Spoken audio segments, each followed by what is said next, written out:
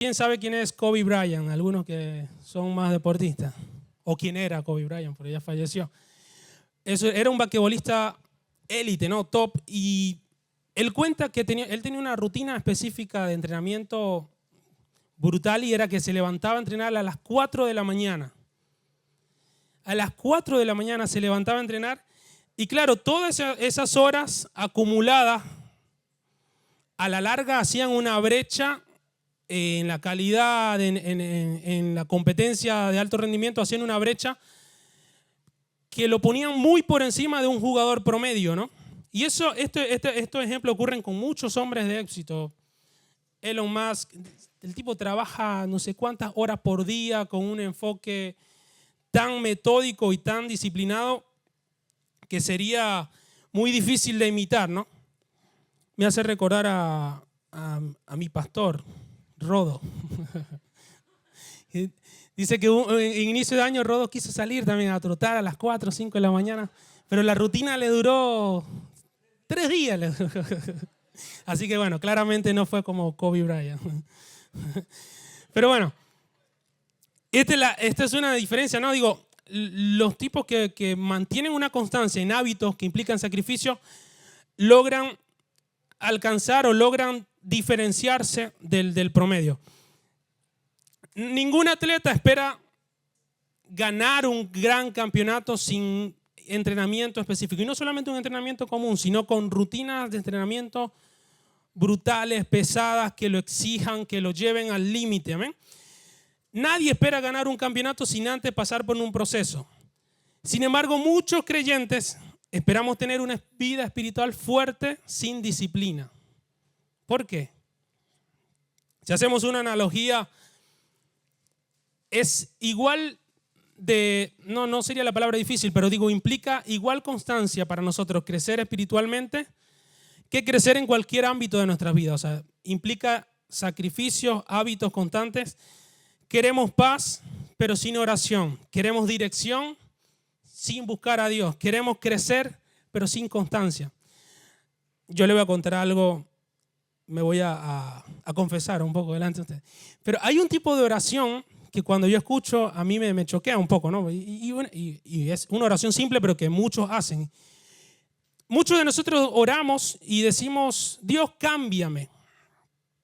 Y si bien Dios tiene el poder en el Espíritu Santo de hacer cosas en nosotros, hay patrones de conducta que si nosotros no cambiamos, Dios, por más que tenga la buena disposición de hacerlo, no va a poder hacerlo. ¿Se entiende? Es decir, Dios, quiero crecer en mi vida espiritual y no hay forma, o sea, no va a pasar que Dios te tenga que despertar todos los días a cierta hora o Dios te tenga que acordar todos los días a cierta hora de hacer tu devocional. Digo, hay cosas que por nuestra cuenta debemos hacer para crecer en nuestra vida espiritual. Amén. Y yo he titulado esta prédica, Querer no alcanza. Y como se habrán dado cuenta, no tiene que ver con querer de amor, con querer de afecto, sino estoy hablando con el querer de querer alcanzar, ¿no? Entonces yo le he titulado Querer no alcanza. Y vamos a hablar un poco de la disciplina. ¿Amén? ¿Qué es la disciplina? Disciplina puede tener muchos conceptos, pero uno de ellos es la capacidad de hacer lo que debes hacer aunque no tengas ganas, de manera constante para lograr obtener un resultado mayor. Vuelvo y repito, es la capacidad de hacer lo que debes hacer aunque no tengas ganas, de manera constante para lograr un resultado mayor. Amén. Y cuando leímos ahí en Corintios, ¿no? Hay varias cosas que saltan a la vista rápidamente en esos 3 versículos. Y el primero es, dice, todos los deportistas entrenan con mucha ¿qué? Con mucha disciplina. Ellos lo hacen, dice también cuando continúa el versículo, ellos lo hacen para obtener una corona corruptible, pero nosotros lo hacemos por una que dura para siempre. Y esta es la frase, si puede ser la que más me gusta de ese texto, es esta que viene a continuación, dice, así que yo no corro como quien no tiene meta. No lucho como quien da golpes al aire. Amén. Y creo que muchos cristianos vivimos de esa manera, corriendo como si no tuviésemos metas, viviendo sin un propósito firme, sin un sentido firme de vida, sin algo, sin un norte al cual apuntar. Y hay una frase que en la iglesia repetimos mucho, ¿no? Y es que quien no tiene una meta está destinado a fracasar. ¿Por qué? Porque es probable, hay cosas probables cuando no tienes metas que pasen. Y una es que claramente estás desenfocado. Dos, te puede dejar llevar por cualquier viento. Cualquiera te dice es por allá, vas por allá. El otro te dice es por acá, vas por acá. Entonces, quien no tiene meta, quien no sabe a dónde apunta, quien no sabe lo que quiere, está destinado a fracasar. Y dice Pablo, no corro yo de esa manera como quien no tiene meta. Más bien golpeo mi cuerpo y lo domino. Y aquí hay algo también interesante que a mí me gustaría resaltar esta mañana. Y es que cuando la Biblia habla de dominio propio, muchas veces nosotros lo asociamos con el pecado, ¿no? Es decir, dominio propio para no entrar en tentación. Sin embargo, yo creo que el dominio propio es más importante para hacer lo que debemos hacer, aunque no queramos hacerlo. ¿Se entiende? El dominio propio, más allá de llevarnos a no caer en tentación, debe estar más presente o debemos tener nosotros más dominio para hacer las cosas constantes que Dios nos ha demandado. Es decir, tener una vida de oración constante, tener rutinas diarias de lectura y en lo práctico también, ser práctico para perdonar, ser práctico para entendernos, ser práctico para charlar. Y nosotros olvidamos muchas veces ese aspecto del dominio propio, muchas veces lo asociamos con simplemente no caer en una tentación. Y el crecimiento espiritual, hay otra frase que te digo, otro tip que te digo, el crecimiento espiritual no es automático, es intencional. Podemos ver personas que pasan 10 años en el Evangelio y por ahí ves que tiene una que tiene 1 año y medio y con solo hablar te das cuenta que el nivel de madurez espiritual puede que sea mayor el que tiene menos tiempo en el Evangelio que el que tiene muchos años. ¿Por qué? Porque no es lineal, no es algo que ocurre de manera automática, es algo que ocurre de manera intencional. Amén. Esto no pasa acá, pasa en otras iglesias, ¿no? Pero hay gente que tiene 20 años en el Evangelio sin frutos visibles. No pasa en ASL, no pasa en otras iglesias. Hay gente que tiene muchos años en el Evangelio y si bien la meta, ¿no?, de nosotros debe ser que nuestro carácter sea parecido a Cristo, muchos tienen un carácter parecido a cualquier cosa menos a Cristo. ¿Cuántos dicen amén? ¿O cuántos dicen amén? Pero es así, ¿no? El crecimiento espiritual no es automático, es algo intencional, es algo que nosotros, al igual, si lo comparamos con la analogía del principio, al igual que la rutina de los atletas, yo estoy seguro que muchos de esos tipos cuando están en cierto nivel podrían relajarse y decir, tengo un contrato ya de 10 años y no va a pasar nada si no me esfuerzo, es decir, no va a pasar nada si no hago nada extra, es decir, podrían limitarse a hacer lo necesario, es decir, a entrenar cuando les toque entrenar con el grupo, pero los que logran resaltar hacen diferencias extras, hacen trabajos aparte. No sé cuántos han visto vida de futbolistas de élite. Yo me quedo loco porque nosotros pensamos, sí, corren y patean una pelota de 7 a 8 y media y después se tiran a dormir. No, tienen una rutina, tienen un nutricionista, tienen un preparador físico, tienen rutinas de sueño, tienen terapias de hielo, tienen un montón de cosas que nosotros no vemos y que nosotros no desconocemos, ¿no? Entonces no podemos esperar que nuestra vida espiritual sea lo mismo, ¿no? Hay algo que yo veo con mucha tristeza y es que Dios dice, ¿no?, en Salmos que Él nos creó con un propósito y nosotros muchas veces, estoy casi seguro de que nosotros no alcanzamos el 100% del potencial que pudiéramos tener por falta de intención. Es decir, Dios ha diseñado seguramente para tu vida un ministerio, Dios ha diseñado seguramente para tu vida un don, Pero esos dones, esas tareas, todas esas cosas que Dios ha diseñado, debes poner de tu parte para desarrollarlas. No basta simplemente con que Dios lo haya diseñado así, sino que nosotros debemos procurar acompañar también a Dios en esa misión de vida. Es decir, lo que Dios soñó para nosotros también debe ser nuestro norte, también debe ser nuestro propósito, también debe darle sentido a nuestras vidas. Amén. Quiero llevarte a leer un versículo que está en Primera de Crónicas 16, versículos 11 y 12. Y de ahí vamos a sacar 3 pasos prácticos o 3 tips prácticos que nos pueden ayudar a crecer en nuestra vida espiritual. Amén. Primera de Crónicas 16, versículos 11 y 12.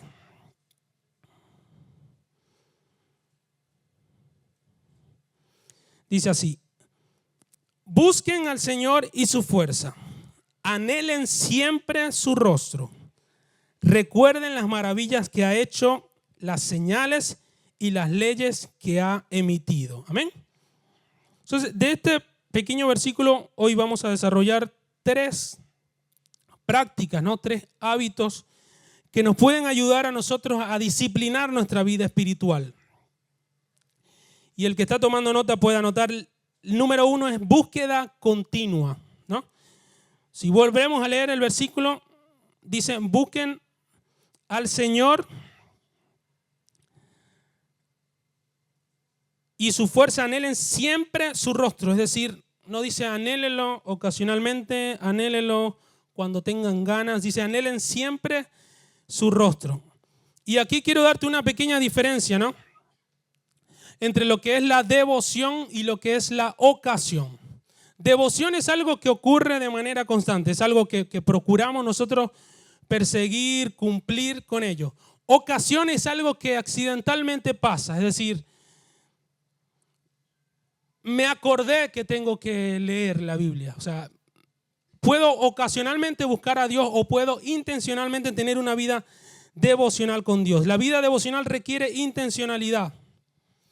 Y para ponértela fácil, devoción, como si tuvieras un mapa mental, devoción es igual a siempre. Ocasión es igual a veces. Dice Daniel 6:10, dice de la siguiente manera. A mí me encanta este versículo, la otra vez lo hablábamos creo que lo hablábamos, no me acuerdo si era con la charla de los músicos. Pero dice, Daniel 6:10 dice: cuando Daniel se enteró de la publicación del decreto, se fue a su casa y subió a su dormitorio, cuyas ventanas se abrían en dirección a Jerusalén. Allí se arrodilló y se puso a orar y a alabar a Dios, pues tenía por costumbre orar 3 veces al día.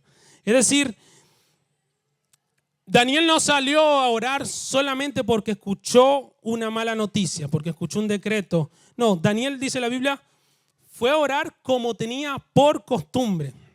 Y nosotros muchas veces queremos acentuar nuestra búsqueda solamente en circunstancias adversas, solamente en circunstancias difíciles, ¿no? Sin embargo, dice que Daniel tenía por costumbre orar 3 veces por día. Entonces ahí tenemos un ejemplo claro de devoción que contrasta totalmente con lo que es ocasión, ¿no?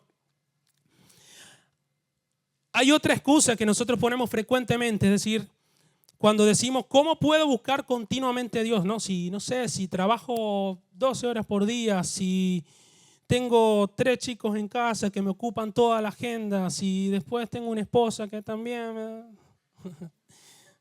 Pero me ayuda, dice nadie. Pero muchas veces nosotros ponemos un montón de excusas, ¿no?, para nosotros pensar cómo podemos mantener una búsqueda continua. Y hay un error constante, ¿no?, que yo veo, y es que muchos de nosotros separamos las tareas seculares de lo sagrado. Es decir, vemos difícil hacer cosas sagradas mientras hacemos cosas seculares. Pongo un ejemplo. Yo, muchas de las experiencias más grandes que he tenido con Dios me han ocurrido manejando en el auto, escuchando adoración en el auto. Lo único que no puedo hacer manejando es cerrar los ojos, dice, ¿no? Pero Dios la presencia de Dios me ha sobrevenido de manera tan fuerte que no puedo parar de llorar, que no puedo parar de ser tocado por Dios. Y yo creo que es algo totalmente secular, pero que no quita que podamos hacer algo sagrado, ¿se entiende? ¿Cuántos de nosotros en nuestro trabajo tenemos muchas veces pequeños intervalos de tiempo, pero no tenemos probablemente la intención de que en esos tiempos podamos dedicarlo a Dios? Y tú dirás, puede ser muy poco. No, 2, 3 minutos por cada 2 horas que tengas un breve descanso, podés dedicar a Dios, podés clamar a Dios. Mientras sales al baño, sí, también allí sentado, puedes decir, Dios, gracias. Dios, te agradezco por este día, te agradezco por mi trabajo, por lo que estás haciendo, por todo lo que está sobrando, por lo bueno, por lo malo. ¿Por qué no? Pero nos limitamos muchas veces a diferenciar, ¿no?, las cosas seculares con las cosas sagradas. Y cuando la palabra dice que meditemos, ¿no?, que meditemos en su palabra continuamente, de día y de noche, no es porque necesitemos necesariamente un espacio dedicado, no es porque estemos, como se dice acá en Argentina, no es porque estemos al pedo y tengamos 24 horas, no sé, libres, no tenemos trabajo, no tengo hijos. No tiene que ver con eso. Una búsqueda continua implica que nosotros en cualquier actividad que estemos haciendo podamos tener presente a Dios. ¿Se entiende? Que en nuestra mente vivamos agradeciendo. No solamente somos cristianos cuando venimos a la iglesia, no solamente podemos hacer cosas sagradas cuando venimos a la iglesia, no. En la facultad eres cristiano. Hay muchos a quienes rodeados de amigos por ahí se les olvida, bueno, y están en un grupo de amigos y están contando chistes de doble sentido. Y capaz algunos se unen como por inercia, por dejarse llevar. No, en la facultad somos cristianos. En el trabajo somos cristianos. Mientras conducimos somos cristianos. Mientras hacemos las compras somos cristianos. A mí una vez vi también, y Dios me habló muy fuertemente, ¿no?, con la siguiente cosa que me pasó. Una vez estaba en un supermercado, ¿no?, comprando, y de repente voy entrando a uno de los pasillos y veo a un tipo que justamente saca, no sé de dónde, no recuerdo dónde, sacó como una alfombra, ¡pum!, y se tiró de rodillas al suelo, clavó la frente al piso. Y claro, ahí al ver la vestimenta rapidito, dije, no, el tipo es musulmán, ¿no?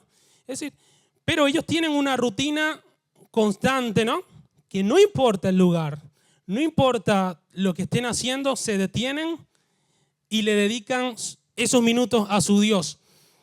Y Dios me habló de una manera tremenda, ¿no? Cuando vi esa imagen dije, wow, estos tipos hacen lo que hacen con un norte errado, es decir, porque yo estoy firmemente convencido de que conocemos la verdad, que sabemos quién es Dios, y aún gente con nortes errados, con metas erróneas, cumple rutinas específicas, y nosotros que conocemos al autor, al dador de la vida, olvidamos tener una búsqueda continua. ¿Amén? Entonces quiero alentarte a tener momentos intencionales al día para pensar en Dios. Que puedas unir lo sagrado con lo secular, que puedas en cualquier ambiente donde te encuentres atraer la presencia de Dios. Amén. Vamos a pasar al segundo punto y es el que está ahí en Crónicas. Cuando decía, recuerden sus milagros, recuerden sus maravillas. Y este es otro punto que nos fortalece mucho nuestra vida espiritual. Nosotros, el ser humano, es muy propenso a olvidar lo que Dios ha hecho. Somos vulnerables, ¿no? Cuando circunstancias difíciles nos afectan, cuando atravesamos problemas, somos vulnerables a dejarnos opacar nuestro recuerdo de nuestra vida pasada, de dónde Dios nos ha sacado, de los milagros que Dios ha hecho, y enfocamos demasiado en lo actual, en el problema, en la circunstancia. Entonces, cuando pensamos en nuestros problemas actuales y cuando tomamos memoria de lo que Dios ha hecho en el pasado con nosotros, nos podemos darnos cuenta que Dios nos ha librado de cosas mucho mayores, mucho peores. ¿Cuántos de ustedes han experimentado algún milagro de sanidad? ¿Cuántos de ustedes tenían hábitos o rutinas de las cuales Dios los sacó, de las cuales Dios los liberó. Yo estoy seguro que todos nosotros tenemos algún testimonio que contar, amén. A mí, yo le cuento este pequeño testimonio breve, ¿no? Cuando nosotros llegamos a Argentina teníamos, no sé si teníamos menos de un año, ¿no? Y a Irene en una ocasión le empezó a salir como una mancha en el ojo, ¿no? Como una manchita rara. Y como que en cuestión de 2-3 días, Irene prácticamente no veía por un ojo, ¿no? Habíamos ido a La Guardia, al hospital oftalmológico, y el diagnóstico era algo llamado uveitis, que se inflama la uvea, y los médicos dicen, mira, esta es la sección de uveitis, porque era al Santa Lucía, el hospital Santa Lucía es bien específico, entonces como que está bien diferenciado por patología. Y tenía una sección específicamente que trataban eso, y cuando entrabas veías a todos sin un ojo pinchado. Entonces, claro, si tú entras a ese panorama así, cualquiera podría asustarse, desalentarse, ¿no? Pero a mí me sorprendió que ella mantuvo una compostura firme, ¿no? Es decir, tengo esto, pero ¿sabes qué? Dios me libró a mí de una artritis reumatoidea cuando los médicos ya me daban por desahuciado. Entonces, el recordar probablemente para ella en ese momento lo que Dios había hecho, le ayudaba, no te digo a minimizar el problema actual, sino a tener una confianza plena en que aquel que hizo la obra antes, con mucha más facilidad, si se puede decir, podría hacer la obra ahora. Amén. Entonces, ayudarnos a recordar lo que Dios ha hecho antes nos va a facilitar la visión actual. Amén. Si viste obrar el poder de Dios en el pasado, no procures resolverlo ahora con tus fuerzas. Si en algún momento difícil doblaste tus rodillas, levantaste tus manos y clamaste al cielo, ¿por qué ahora quieres resolverlo con tus fuerzas? Amén. Hay una afirmación de Jesús, ¿no? Cuando nosotros hablamos de las promesas que están en la Biblia, hay una de la cual nos olvidamos y no es una promesa buena. Jesús dijo, en el mundo tendrán aflicciones. A nosotros se nos olvida muchas veces esa promesa, pero también es una promesa. Dios dijo, en el mundo tendrán aflicciones, pero confíen, yo he vencido al mundo. Amén. Entonces nosotros tenemos esa certeza, vamos a atravesar tiempos inestables, vamos a atravesar tiempos donde nuestra fe va a ser probada, donde nuestra fidelidad va a ser testeada, pero nuestra confianza debe permanecer, debe prevalecer en Dios. Amén. Así que el segundo punto es ese, recuerda sus milagros, recuerda sus maravillas. Y hay otro tercer punto que está ahí en el mismo libro de Crónicas. Y decía, recuerden sus leyes. En otra versión dice, recuerden sus resoluciones. Otros sinónimos para resoluciones puede ser ley, parámetro, norma, límites. Y en la Biblia tenemos muchas advertencias, ¿no? Muchas cosas por las cuales nosotros debemos ajustarnos y por las cuales nosotros debemos manejarnos. Entonces, cuando no tenemos presente los límites que Dios nos ha puesto, a partir de allí es muy fácil caer en el pecado. Es decir, cuando no recordamos, ¿no?, quiénes somos, cuando no tenemos una identidad clara, cuando no tenemos una guía clara. Y te doy un ejemplo, esto ocurre muchas veces cuando dejamos de leer la Biblia, cuando dejamos de... La palabra dice que lámpara a nuestros pies es su palabra. Y quien no tiene una lámpara a sus pies en un mundo de tanta oscuridad, está propenso a tropezarse, está propenso a caer, está propenso a caer en cualquier hueco.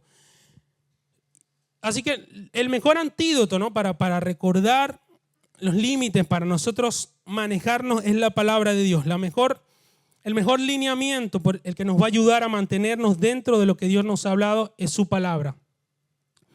Y hay algo más triste, ¿no?, de quien transgrede los límites. Y te voy a poner un ejemplo, ¿no? Si tienes una pareja o si tienes un amigo que cada tanto te traiciona, es decir, ya te lo ha hecho una, te lo ha hecho 2 veces, te lo ha hecho 3 veces. Si tienes una pareja que también de la misma manera por ahí traiciona la confianza y traiciona la fidelidad, hay una característica particular de ese tipo de personas y es no saber valorar al otro. ¿eh? Y lo mismo pasa cuando nosotros transgredimos límites de manera desordenada con Dios, y es que no valoramos lo que Él ha hecho. Tiramos por tierra su sacrificio. Amén. Entonces, quien transgrede los límites no sabe valorar. Esto nos habla de una obediencia constante. Nuestra vida en Dios no quiere decir que no fallemos, pero hay una diferencia abismal entre fallar intencionalmente y fallar porque, bueno, no estamos exentos de caer, no estamos exentos. Pero hay una persona que a nosotros nos sorprende mucho porque la Biblia dice que era conforme al corazón de Dios y era David. Muchos leen así por encima y dicen, sí, pero David se mandó cualquiera. Pero el tipo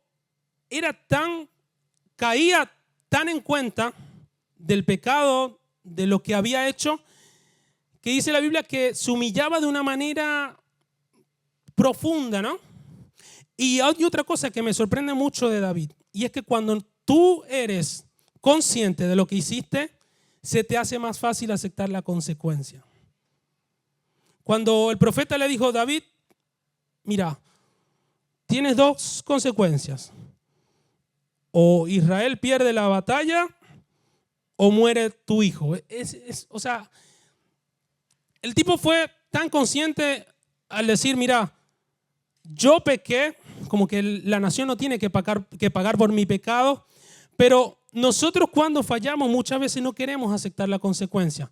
Pero eso nos habla de que no somos conscientes, ¿no? de las cosas que hemos hecho.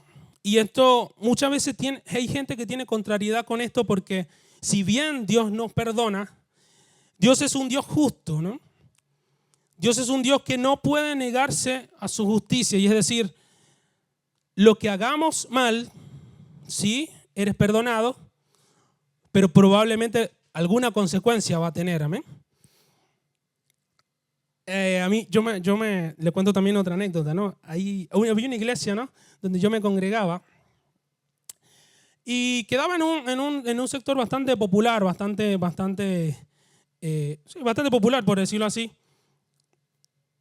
Y a veces venía alguien a pedir oración, alguien por ahí inconverso, y decía, mira, mi hermano robó a 3 personas y le pegó un tiro a uno, pero lo llevaron detenido. Oren para librarlo de la cárcel, para que Dios lo libre de la cárcel. Y yo decía, la iglesia no está para eso. Sí, podría Dios librarlo, pero lo más justo, ¿qué sería? Que pague por lo que hizo, ¿no? Y lo mismo pasa, ¿no? Con nuestras vidas. Muchas veces nosotros más que pedir a Dios por perdón, queremos pedir para que nos libre de la consecuencia de nuestros actos. Amén. Y eso habla de no ser consciente de lo que hacemos, de no ser consciente de lo que estamos haciendo. Así que resumiendo, 3 hábitos o 3 cosas, 3 tips prácticos que podrían ayudarte a disciplinar tu vida espiritual es: 1, búsqueda continua; 2, recordar sus maravillas; y 3, recordar sus leyes, amén, sus resoluciones. Es bastante, tremendo saber que muchos de nosotros admiramos, ¿no? Muchas veces a grandes hombres de la fe, a grandes hombres en Dios, y vemos la vida de hombres, no sé, como Benny Hinn o como hombres así, la vemos tan inalcanzable, ¿no? Pero cuando vemos rutinas también de esos tipos, entendemos por qué llegan a obtener lo que obtienen. Y quiero decirte, Dios no tiene favoritos. Esta es una frase trillada, pero los que llegan a obtener o a probar grandes beneficios en Dios son íntimos de Dios. Cosechan horas innumerables, incontables de intimidad en la presencia de Dios. Me hacía acordar un poco lo que decía Uli al principio, ¿no? Cuando estaba en la sección de diezmos y ofrendas, y era: quien siembra con lágrimas, con regocijo cosechará. Amén. Entonces, eso mismo se aplica a nuestra vida espiritual. Quien hace cosas constantes, de manera sacrificada, porque no te voy a decir que obedecer siempre es placentero, no, obedecer a veces duele. A veces Dios te va a decir no a esa oportunidad. A veces Dios te va a decir, sí, se te abrió esa puerta. No, cerrala y decirle gracias, decirle que no. Entonces obedecer no siempre es placentero. La mayoría de las veces va a doler. A veces nosotros vamos a querer en nuestra fuerza, querer tomar opciones de las cuales Dios ha dicho, no, no es por ahí, no vayas por ahí, date media vuelta y gira 180 grados y dale contrario a donde venías. Entonces obedecer no siempre va a ser placentero. Pero quien obedece en circunstancias así va a probar maravillas en Dios. Quien obedece de una manera como quien confía, ¿no? Va a probar cosas grandes en Dios. Y hay algo interesante en el versículo que leíamos al inicio, y es que el atleta corre, el deportista se entrena para obtener premios corruptibles, para lograr alcanzar metas corruptibles. Pero nosotros no nos entrenamos en nuestra vida espiritual para lograr obtener algo incorruptible.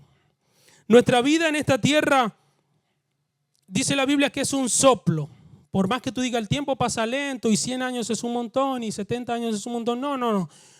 Nosotros estamos acá para procurar, la palabra no es ganar, pero para procurar vivir posteriormente una eternidad con Dios.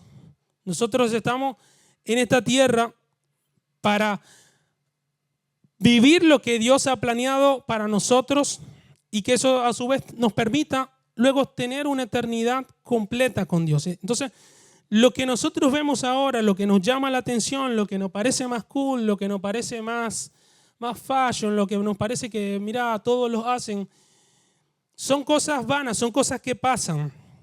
La Biblia dice que todo pasará. Me hacía acordar un poco, en estos días veía un reel de estos dominicanos, ¿no? Y vieron que estaba el Clásico Mundial de Béisbol, por cierto, ganó Venezuela. y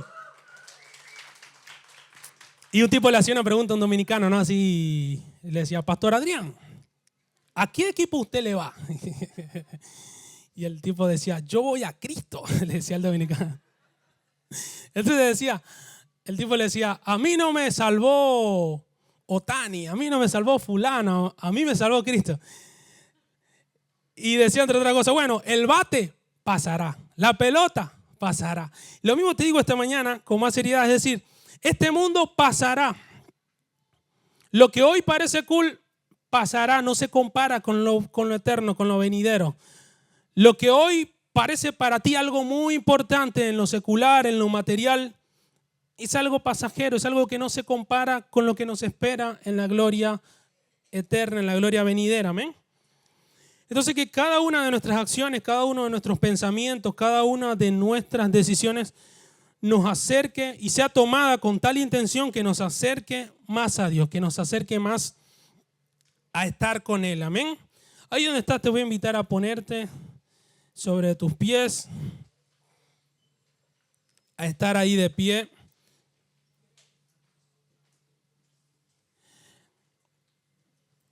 Y levantar tus manos al cielo, cierra tus ojos, no permitas que nada te distraiga, ¿no? Y yo quiero que empecemos de alguna manera pidiéndole a Dios perdón. A mí me gustaría muchas veces predicar, ¿no? O decirte siempre que Dios es bueno, que Dios es fiel, que Dios te ama. Pero hoy siento que el mensaje de Dios para nuestras vidas es arrepentimiento. Hoy siento que el mensaje o el llamado de Dios en esta mañana es vuelve al primer amor. Amén. Vuelve a la devoción. Levanta una oración al cielo y con tus propias palabras dale gracias a Dios. Señor, te damos gracias porque tú permaneces fiel aun cuando nosotros fallamos. Te damos gracias, Jesús, porque aunque no entendamos por qué tú siempre estás ahí, Jesús. Aunque no sepamos qué es lo que te motiva a estar allí, tú permaneces siendo fiel para nosotros, Jesús. Ayúdanos a vivir de una manera que podamos honrarte, que podamos agradarte y que podamos alegrar tu corazón, Jesús. Perdónanos cuando nuestras acciones nos llevan a hacerte pensar lo contrario, cuando nuestras acciones nos hacen olvidar de lo que tú has hecho por nosotros, Jesús. Ayúdanos a vivir una vida de devoción completa a ti. Ayúdanos a vivir una vida íntegra, rendida a ti, Jesús. Eres exaltado en este lugar, Jesús. Queremos entronarte. Queremos hoy enderezar nuestro rumbo. Queremos decirte una vez más que queremos vivir para ti, Jesús. Queremos decirte hoy cuánto lo sentimos, Señor. Cada vez que te fallamos, cuánto lo sentimos cada vez que menospreciamos tu sacrificio, cada vez que entristecemos tu corazón, Jesús. Ayúdanos a volver a ti, papá. Ayúdanos a enderezar nuestras sendas. Ayúdanos a ser conscientes de todo lo que tú has hecho. Que podamos vivir realmente para ti, Jesús.